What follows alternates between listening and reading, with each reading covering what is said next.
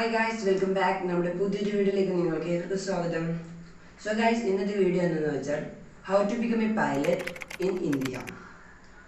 അപ്പോൾ guys, നമുക്ക് കൂടുതൽ സമയം കഴിയാതെ നമുക്ക് വീഡിയോയിലോട്ട് കിടക്കാം. പൈലറ്റ് ആണെങ്കിൽ നമുക്കൊരു ലൈസൻസ് വേണം. That means നിങ്ങൾക്ക് ഇപ്പോൾ ഒരു എയർലൈനിൽ ജോയിൻ ചെയ്യണം എന്നുണ്ടെങ്കിൽ നിങ്ങൾക്ക് CPL ലൈസൻസ് മിനിമം അല്ല നിങ്ങളുടെ കയ്യിൽ ഉണ്ടെങ്കിലേ നിങ്ങൾക്കൊരു ജോബിൽ കയറാൻ പറ്റുകയുള്ളൂ. അപ്പോൾ എങ്ങനെയാണ് ഈ ലൈസൻസ് എടുക്കുക എന്നുള്ളതാണ് നമ്മുടെ ഇന്നത്തെ ഈ വീഡിയോയിൽ കവർ ചെയ്യാൻ പോകുന്നത്. അപ്പോൾ ആദ്യം തന്നെ നിങ്ങളിപ്പോൾ 10th നിങ്ങൾക്കൊരു 60% മാർക്സ് ഫിസിക്സ്, കെമിസ്ട്രി, മാത്സ് ഈ 3 സ്ട്രീമിലല്ല ഈ 3 സബ്ജക്റ്റിലും നിങ്ങൾക്ക് ഇക്വലൻസ് ആയിട്ട്, അതായത് ഇപ്പോൾ ഫിസിക്സിന് നോക്കുകയാണെങ്കിൽ 60%, അങ്ങനെ ഓരോരോ ഇൻഡിവിജ്വലായിട്ട് 60% മാർക്സ് ഉണ്ടാകണം. പിന്നെ നിങ്ങൾക്ക് ഇംഗ്ലീഷ്, നമുക്ക് ലാംഗ്വേജ് പ്രൊഫഷ്യൻസി വരുമ്പോൾ ഇംഗ്ലീഷ്, ഹിന്ദിയാണ് മെയിനായിട്ട് കോൺസെൻട്രേറ്റ് ചെയ്യുക അവർ.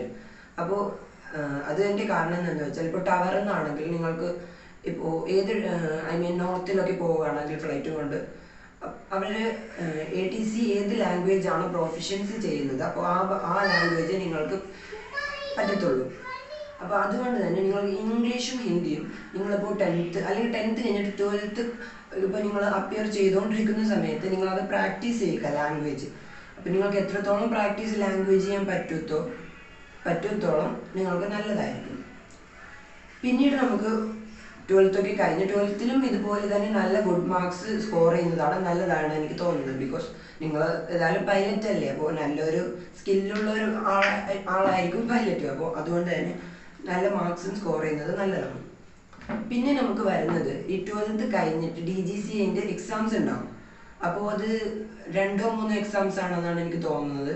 ആ 2-3 എക്സാംസ് നിങ്ങൾ ക്ലിയർ ചെയ്താലേ നിങ്ങൾക്കൊരു DGCA അപ്രൂവ്ഡ് ആയിട്ടുള്ളൊരു ഗ്രൗണ്ട് ട്രെയിനിങ് ചെയ്യാൻ പറ്റത്തുള്ളൂ. നിങ്ങൾ ഗ്രൗണ്ട് ട്രെയിനിങ് ചെയ്ത് കഴിഞ്ഞിട്ട് ഐ തിങ്ക് അതൊരു 4 months ഗ്രൗണ്ടിൽ തന്നെ ഉണ്ടാവും.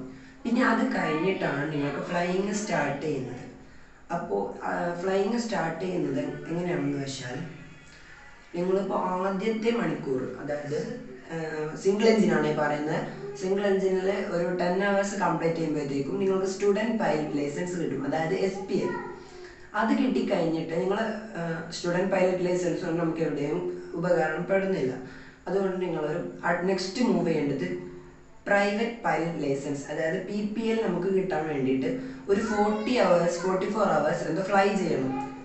അപ്പോൾ അത് ഫ്ലൈ ചെയ്താൽ നിങ്ങൾക്ക് PPL കിട്ടും. പിന്നീട് നിങ്ങൾക്ക് CPL ആണല്ലോ വേണ്ടത് ഒരു കൊമേഴ്ഷ്യൽ പൈലറ്റ് ആവാൻ വേണ്ടി. അതുപോലെ തന്നെ നിങ്ങൾക്ക് CPL എടുക്കണം, കൊമേഴ്ഷ്യൽ പൈലറ്റ് ലൈസൻസ്. അത് എനിക്ക് തോന്നുന്നു അറൗണ്ട് 200 to 250, അത് depend upon the country and വെതറൊക്കെ അനുസരിച്ചായിട്ടാണ് നമുക്കത് കിട്ടുക. അപ്പോൾ ഒരു 250 മാക്സിമം ആണ്. ഒരു 200 hours ഒക്കെ പറക്കുമ്പോഴത്തേക്കും നിങ്ങൾക്ക് CPL കിട്ടും. പിന്നെ ഇതിൽ ഇൻക്ലൂഡഡ് ആണ് നൈറ്റ് ഫ്ലൈറ്റ് നൈറ്റ് ലാൻഡിങ് എത്ര ചെയ്യണം, ഡേ ലാൻഡിങ് എത്ര ചെയ്യണം, ഇതൊക്കെ ഇതിൽ ഇൻക്ലൂഡഡ് ആണ്. അത് നിങ്ങൾക്ക് അതിൻ്റെ മോർ ഇൻഫോ നിങ്ങൾക്ക് അവൈലബിൾ ആയിരിക്കും. ഏത് സ്കൂളിലാണോ ഏത് ഫ്ലൈയിങ് ക്ലബിലാണോ നിങ്ങൾ ജോയിൻ ചെയ്യുന്നത് അവരുടെ വെബ്സൈറ്റിൽ കയറിയാൽ നിങ്ങൾക്ക് അറിയാൻ പറ്റും. പിന്നെ നിങ്ങൾക്കിത് വരുന്നത് ഇപ്പോൾ നിങ്ങൾക്ക് ഏത് ടൈപ്പ് കോളേജാണോ വേണ്ടതെന്ന്, നിങ്ങൾക്ക് DGCA ഏത് കോളേജാണോ വേണ്ടതെന്ന് നിങ്ങൾ ഗൂഗിളിൽ ഒന്ന് സെർച്ച് ചെയ്ത് DGCA അപ്രൂവ്ഡ് ആയിട്ട് സെർച്ച് ചെയ്യണം. അപ്പോൾ നിങ്ങൾക്ക് കിട്ടത്തുള്ളൂ.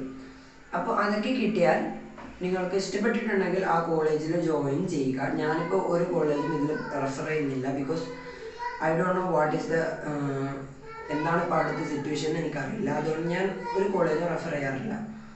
അപ്പോൾ നിങ്ങൾക്ക് ഏത് കോളേജാണോ ഇഷ്ടപ്പെട്ടത് അവിടെ നിങ്ങൾ പഠിക്കുക.